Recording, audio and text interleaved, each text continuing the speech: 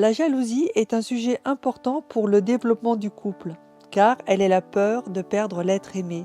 La plupart du temps, c'est après la période fusionnelle qu'elle peut apparaître.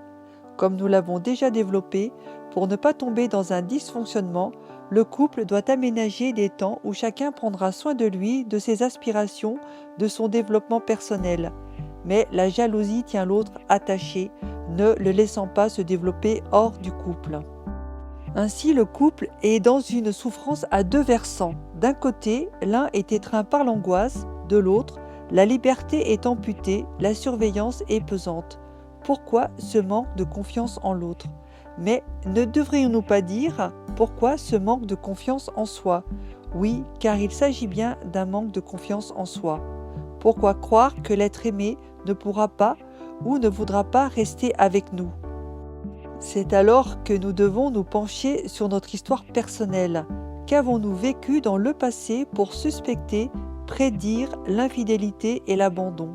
Qu'avons-nous traversé pour avoir un si grand manque de confiance en nous, croire que l'autre peut partir si facilement de la relation?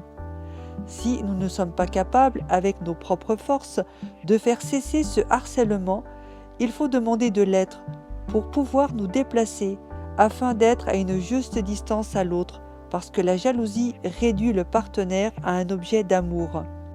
Un objet car nous n'accordons plus à l'autre le libre arbitre. Il devient une possession qu'un étranger peut nous dérober.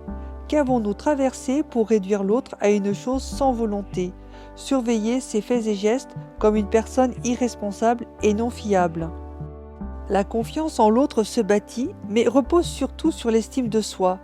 Avoir une bonne image de soi, c'est croire que nous sommes aimables, que nous méritons d'être aimés, que quelqu'un peut accepter nos qualités mais aussi nos défauts. Alors même les conflits et les difficultés de communication n'ébranleront pas la certitude que l'autre nous aime réellement, qu'il ou elle tient à nous. Vivre ensemble, c'est accueillir les différents temps du couple, des temps de rencontre et de partage forts, des temps personnels, et un quotidien où chacun vaque tout naturellement à ses différentes obligations.